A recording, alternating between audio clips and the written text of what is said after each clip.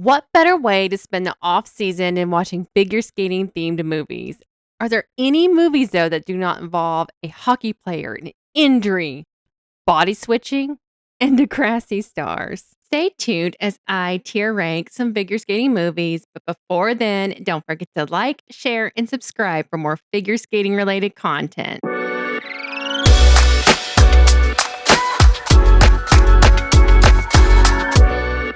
Y'all, I spent hours upon hours watching all the figure skating themed movies ever when I was recovering from surgery a month ago. Some of these movies I watched feel like it could have been like a pain medication induced hallucination, but alas, these are actually real plots. So here's how I'm going to rate the movies. It's going to go S, A, B, C, D, F. And they'll be in chronological order except if sequels are involved. Let's get to it. First, I'm going to be talking about Ice Castles, the 1978 movie. So, this is a movie about a young skater who becomes a skater basically as a 16-year-old. So, the other skaters dislike her strongly because of all the attention that she's getting. So, she qualifies for a senior championships, but then she has significant TBI that interferes with her ability to see. So she comes back to skate and everyone's like all excited. And then there's a surprise at the end where she trips over flowers while like skating off in the ice. And suddenly everyone realizes, oh my God, this woman is blind. On a side note though, I can't help but wonder like, is this movie based off of a figure skater that's in my neck of the woods in Charleston, West Virginia? She got into a car accident and continues skating to this day. In fact, she teaches the Learn to Skate classes at the rink in my town. So I give this movie an A due to it overcoming adversity. Like, yes, the plot's a little bit silly about how suddenly she's like 16 and she can be a skater, but it's a good movie. I'm going to go ahead and tell y'all that I actually forgot about the 1987 movie that I watched called Blades of Courage. And so you're not going to see it referenced except for right now in my little rank tier, other than when I rank it here. But just know that it exists. So, this movie was very interesting because it actually made me sit there and be like, oh my gosh, not much has changed in terms of all these stories of coaches' abuse. So, of course, I know this is a movie, but I'm just kind of wondering, like, is this based off of something or loosely, I mean? So this is a skater. Her name is Tara, and she places third in the Canadian Figure Skating Championships. And because she seems promising, she gets to go to the World Figure Skating Championships.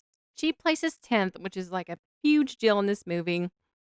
And then this coach who's known for being tough recruits her, and then she goes and trains and lives kind of like in this like boarding school type thing with him. He turns out to be completely terrible and creepy and just overall a garbage human. And so she eventually leaves him also kind of around the same time that she was injured and he's like wanting her to continue. And he was hooking up with someone else, but it's a mess. But then eventually her former coach's assistant and her former coach to get her to where she is skating again. I'm going to rate this a B. It was enjoyable. And then coming up next, The Cutting Edge 1, the 1992 movie. So this is the classic story of someone having an occipital lobe brain injury. And they're deemed no longer good enough to do hockey, but they are 100% good enough to lift a woman over their head. And so I don't know exactly where at the occipital lobe his injury occurred, but here's an idea of what his vision would look like. This movie follows so many of the just like typical figure skating and chick flick movie tropes all together. Hockey skater suddenly becomes a figure skater overnight, including being able to perform jumps. Two pair skaters fall in love. Lastly, two people who absolutely hate each other suddenly fall in love. So Kate is this pair skater who has trouble keeping partners as she is considered difficult. She pairs up with Doug, a hockey skater, after his brain injury. They end up doing this move that's like never been done before in a movie and in real life. Although there are so many unrealistic things about this movie, I thoroughly enjoyed it and can see why this is a figure skating cult favorite. I'm giving this an S. Next is The Cutting Edge 2, 2006. So I'll admit, I at first struggled with this movie because I kept comparing it to the OG version. So kind of once I divorced the two movies from one another, I was able to enjoy this much more. So this follows Jackie Dorsey, the daughter of Kate and Doug, who is a figure skater trying to bounce back from a career-ending injury. Oh, and in this movie, we get the resolution of knowing that Kate and Doug won a gold at the Olympics, where they performed that random move. Now, however, it could be my attention span, and this could have been actually announced in the first movie. Who knows? Anyway, so Jackie was at the beach while on vacation and found some random dude named Alex. They rollerblade together, and it turns out he's like a legit inline skater. So then she finds out he's actually poor. And so she like runs away horrified and flies home. I mean, that's exaggeration, but so Alex watches the news where Jackie announced to the world that she's going to become a pair skater because like jumps don't matter as much for them. Alex then learns to figure skate kind of like behind the scenes. And of course, all of his tricks from rollerblading transferred over. Now, I know what you're going to say. You're going to say, well, Tara and other people transferred their skills. However, this guy didn't show doing any jumps. Like, it felt like he was more as if, like, a skateboarder was a rollerblader, if that makes sense. So, anyway, for whatever reason, Katie and Doug decided it is a good idea that this rando showed up, which was Alex, and said, hey, I'm going to be a skater. And they're like, yes, let's put them together. So, of course, they hate each other. And in fact, at one point, they're like forced into a harness together and then suddenly got along. But it turns out he has a girlfriend. So then they end up making up and they end up at the Olympics. But then, like, they do some move that's also never been done before. But honestly, I don't remember what it was. So I rate this as a B because I was at least entertained a bit. Next is The Cutting Edge 3, 2008. So this time, this guy named Zach, he is a pair skater, of course, and he is an Olympic hopeful. But of course, his partner got injured. Now, keep in mind, he was pretending to date his partner because they had dated at one point and they wanted to keep this illusion alive. So, as you all know, it is just so difficult for a male skater to find a partner. So, in turn, he was forced to find a random hockey player that can, of course, also learn figure skating. So I think actually she may have been a figure skater at some point in her life before she transitioned to hockey, but I don't know kind of like at what level she was. So their coach doesn't want to train them anymore. And it turns out that the coach is like dating Zach's former partner. And so then they end up with Jackie as their coach. And here's where we find out she ended up with the gold at the Olympics. I swear to you, I don't know if it's my attention problems or if like these movies do not give you the resolution until like the sequel. So then he falls in love with his partner, the hockey skater, but then he cheats on her with his former partner. And so then they end up at an international skating conference, but they win because they did the illegal move. I rate this as a C. It was like watchable. So then The Cutting Edge for 2010. So now Alex, the hockey skater, is looking for a partner because Zach no longer skates. So she ends up teaming up with this worst human alive because, of course, he was able to switch from speed skating. I will be honest, I could not mentally deal with the fact that this woman, who seemed so cool, was, of course, going to end up with this terrible human. I just could not. I could not because I knew how it was going. I knew they were going to skate. They were going to do some illegal move and they were going to be like falling in love. So I rated this as an F. It was just bad. Next, A Promise Kept, the Oksana Baiul story, 1994. So I watched this movie as a kid and it was incredibly nostalgic for me. In fact, this is so nostalgic for me because the 1994 Olympics, like, yes, there was a drama with Nancy and Tonya, but that is not actually what fully led me to figure skating. It was actually Oksana Baiul, watching her at that Olympics. This movie follows the tragic story of Oksana Baiul, and it is a major reminder about all she had to overcome growing up. It highlights how her father left when she was a toddler, She was incredibly close with both her grandmother and mother, and both were so supportive of her as she began skating. A coach sees a promise in her, and I think it was mainly because of how bold she was and like how she was kind of fearless. And then he began working with her. Her grandmother passed away, and then later her mother passed away from ovarian cancer when Oksana was just 13. So she stayed with that coach for a bit, but then he ghosted her. And she ends up with Galena as her coach, who is depicted quite favorably in this movie, actually. I wonder if this movie was created before their relationship went sour. So this movie shows her win at Worlds and then her win at the Olympics. And it's really interesting because you get an idea just of how young Oksana was when she won the Olympics. And then the movie ended with the real Oksana performing her beautiful Black Swan program, which is one of my favorites. So I give this movie an S. I know I'm incredibly biased because of the 94 Olympics and Oksana and how that drew me to figure skating as a kid. But I was entertained. I like this. Ice Angel 2000. I swear, y'all, this is a real movie. This is not a medication-induced movie for me. Okay, buckle up. Matt is a hockey player. He dies because an angel was watching the hockey game in person. He was there because he was supposed to prepare to get some other guy in the audience who died.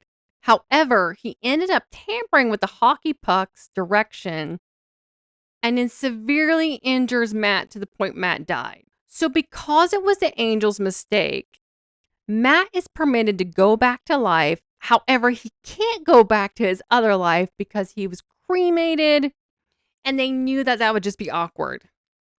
So then he's placed in a promising figure skater named Sarah's body who was in a coma.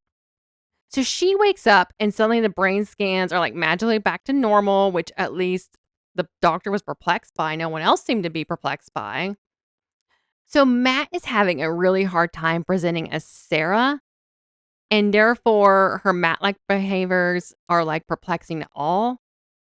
And I actually don't know if people wonder if these behaviors are due to the brain injury or not. They're just kind of like all over the top perplexed the whole time. So Matt as Sarah struggles with picking up figure skating moves. So at least there's a little bit of like realism here. But Matt, as Sarah wants to go to the Olympics, so that he can be in the same place at the same time as his hockey friends, even though they're not going to know who he is. Well, they're going to know him maybe as a skater, but they're not going to think this is Matt. So then he makes friends with his rival, who is played by Tara Lipinski. So Sarah is able to gain her triple axel back, which makes everyone happy. Also, Nancy Kerrigan is a skater at this rink as well. Like I don't think she's playing herself. She's just playing someone else. So what's interesting is the movie ends with her competitors excitedly cheering for her as she's getting ready to beat them and win the gold over them. And then the angel's watching. He's like, after the free skate, Matt's not going to remember that he is Matt. I give this a B. It was so freaking dumb, but it was also entertaining because it was so dumb. On Edge 2001. Y'all, this movie did not age well. Whew. It has an interesting angle. Like, if it would have stayed with the angle and not been like, wow, it could have been cool. Because it was like a mockumentary. It had Jason Alexander as like the unofficial narrator. I think he was like the Zamboni driver. I don't even know where to begin. So these skaters at the rink, they need to compete in order to make regionals or sectionals or something. So it follows like Vita. She is a skater who's the most promising one, but she really wants to go to culinary school. JC is that bad girl trope. And Wendy, she is an overweight skater who's incredibly talented but underscored. So this movie spends so much time poking fun at Wendy's weight, and even to the point where her new coach ends up with a stuffed pig toy at his house because of people's reactions to him coaching an overweight woman. And like in the movie, no one's horrified that she is getting picked on and that he's getting a stuffed pig at his house. They're more like, oh my gosh, poor you. You're getting a stuffed pig at your house. You're coaching an overweight woman. So Jason Alexander's character becomes fatherly towards JC because her father was killed in a canning accident. By the time that important competition rolls around, Veda drops out of the competition to pursue culinary school. Wendy does a triple axel in competition, but she's incredibly underscored. JC does this amazing skate, but initially comes in second behind another skater. And just when you thought it couldn't get any more, you know? So it turns out the skater that won the gold is actually a man. So then JC ends up winning the competition. The movie ends with Wendy dating her coach, and she's joining like a traveling group of overweight figure skaters who all get like a pizza each on their tour bus. There are some notable skaters in this movie. So there is Pete Carruthers and Chrissy Yamaguchi, who are judges. Scott Hamilton's also in this movie, and he wears this horrific busted wig. And he plays a judge throughout the movie that has several interviews.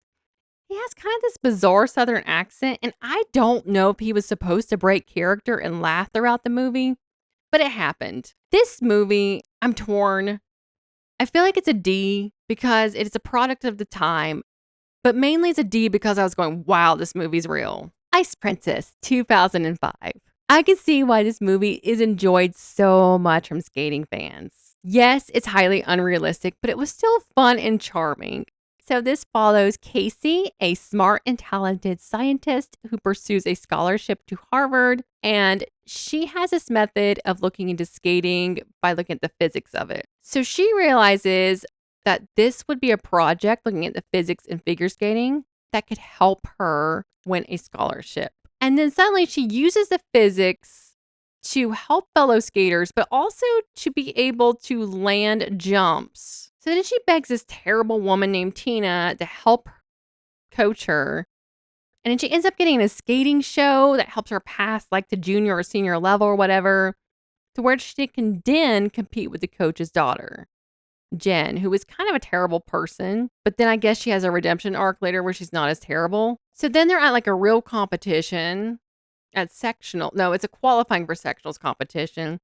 And Tina ends up sabotaging Casey's chances of qualifying for sectionals by buying her new skates she cannot break in. So then Jen gets to qualify. So Jen finds out about this and she's like, oh, I hate skating anyway. And then like drops out. So then Casey can skate. She earns a silver at sectionals. And then so now she's on to be a skater. There's also some kind of drama with the mom and all these other things throughout the movie, but I give this movie an A. It was really charming and enjoyable, even with all the inaccuracies. Next is Go Figure, 2005.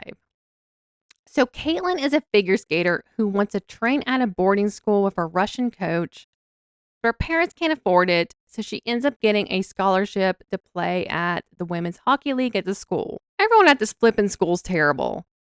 So she has to make a decision at one point between playing at a hockey game and a figure skating competition. She decides she's going to go to the hockey game, even though all these people suck at life and everyone's all perplexed. They lose and then they suddenly figure out, oh my God, she's a figure skater. And then they're upset with her.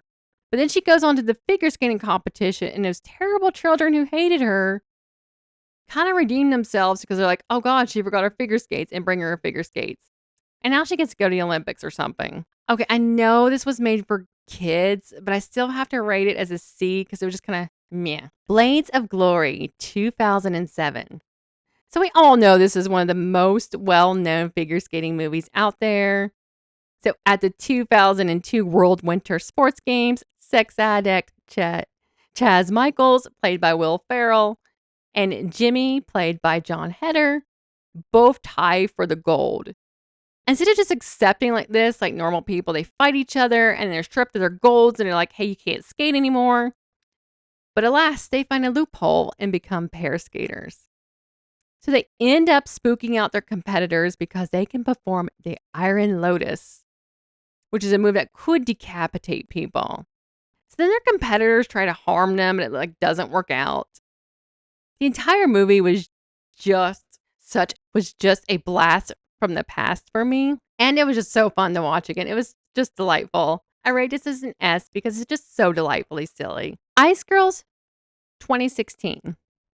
So this is a Canadian-based movie where a figure skater named Maddie, her dreams are forced to go on hold after an injury and her mother needs to move to a small town due to financial strain. Maddie goes and kind of scopes out the ice rinks and then also happens to be in class with a skater that she watched skate.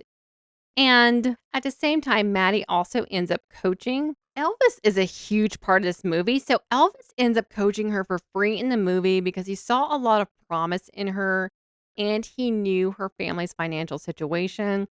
Then her friend gets mad at her because she didn't know Maddie was a skater, and then she's mean and steals her skates, but then she's like, "Oh, no, I'm gonna put her skates back." And they make up at the end, and Maddie wins a competition. Also, Tessa Virtue made a surprise appearance in this movie, so that was cool. So I rate this movie as a B. It was a feel-good movie, entertaining, and it was also fun seeing Elvis as an actor. Kiss and Cry, 2017. So, if you're a Degrassi fan like me, you may get excited over the cast of this one. The character Carly is played by Sarah Fisher, who also played Becky on Degrassi. And she is a figure skater who falls in love with John, who played Drew Torres on Degrassi. So she's skating and she's having a good old time. And then she starts coughing a lot. And her coach is all like, "Hey, shake it off." And then we eventually, though, find out she has a rare cancer. And this is kind of the part where the figure skating part of the movie just fades away for most of the film. So we see her go through many difficult treatments for cancer, having a lot of the negative side effects. Her skater besties don't want to invite her places, which is kind of odd. She posts herself singing on social media, and her story is inspirational to others. She gets to sing like "Oh Canada" before a hockey game, but this movie does wrap up with her skating again. So I rate this movie as a C. So it made me really happy because of the Degrassi kind of hybrid with it, even though I know it's not really Degrassi. The storyline was okay, but it just left me wanting more from a figure skating movie perspective. Next is I, Tonya, 2017. So, do I even really need to explain the premise behind this movie? So, this is a movie about the Tonya Harding Nancy Kerrigan scandal. It seems to me, to be honest, that it's told heavily through the lenses, Tanya's perspective of the story. It focuses on how Tonya perceived that USFS and ISU did not score her fairly because she was in a trailer and poor. So it also turns out, though, from what I've read, I believe that Nancy Kerrigan may not have had a lot of money throughout her upbringing. So it goes into the whole story from Tanya's perspective of how first she received a death threat and how she and her husband at the time and bodyguard assumed it was Nancy that sent it. So then they're like, "We're going to send one to Nancy too." But then somehow the person that was supposed to send a death threat decided, "Hey, I'm going to one up this just for this little bit of money. And we're gonna cap the knee." I rate this one a C. So maybe a CB. I don't know. I'm torn. I liked it. It was enjoyable. I felt like maybe though it was a little bit biased. The Petrichor, 2020. This movie follows Maya, whose skating career is cut short because of an injury, but also due to just tragedy in her house. And you kind of see her go through picking up skating again at age 30 because of her inspiration with her idol, Igor. And what she does is actually start to visualize all the men in her life as Igor. Y'all, I'm a freaking idiot. At first, I was like, why do all these Russian men look exactly alike? I'm just going to blame, at the time I was recovering from surgery, there's got to be something because, I'm not usually dense like that. And then it clicked. And I'm like, oh, this is what she's doing. So we see her having all these painful memories from kind of the abusive home, her father not allowing her to skate as a youngster, well, as an adolescent, and then her coach advocating for her to skate and wanting to, coach her for free. And then you see just kind of all these trials and rejections and her dreams, just getting cut. And then her at age 30 going back and picking herself back up and going to skate again. And what was really neat is her coach that she had throughout her life took her on again, although it did take some convincing. I really liked this movie. It wasn't your typical figure skating movie where it was over the top, it wasn't low budget, it was really, like, one of those cool independent movies, which I enjoy, that was, like, figure skating focused. I really enjoyed it. I ended up watching it for free on, like I don't know how to say it, and I'll probably get 400 comments, but Tubi, Tubi. And so I recommend this one. It is a nice change from kind of all the skating movies. Now, don't watch this one if you're wanting like this feel good, awesome movie, but it's awesome in a way that she overcomes a lot. This is also another movie that is so this movie was set in Canada, and so it's like another one of those Skate Canada movies. And what was also really cool, and I'm kind of jumping the topic a bit, but what was really cool also is the actress who played Maya also was a figure skater whose career was halted due to a spinal injury. And she had talked about like when she read the script, she couldn't believe how much similarities were in her own life with the character. And so that's just kinda really cool also just to think about that. And so overall, this was is a really good movie, and so I recommend it. And so know though, like, watch it though when you're, like, awake and alert so you can just see kind of all the symbolism and you'll understand, like, "Oh, this is not the same Russian man playing every character." I mean, he is, but it's not like the lookalike. It's really cool. So I rate this movie as an S. Alright, y'all. Go watch some figure skating movies, and also, I highly recommend and I doubt any of y'all haven't already heard, but the Run Through has been doing some lore episodes, and I cannot stop listening to them, like, I am hooked. So, whenever you're finished listening to the Run Through's lore episodes, then watch a figure skating movie. Eventually, we'll get skating back. It feels like us getting the Grand Prix assignments, though, is like a step in a direction of, like, skating around the horizon. All right, y'all. Tune in next time. Don't forget to like and subscribe for more figure skating related content.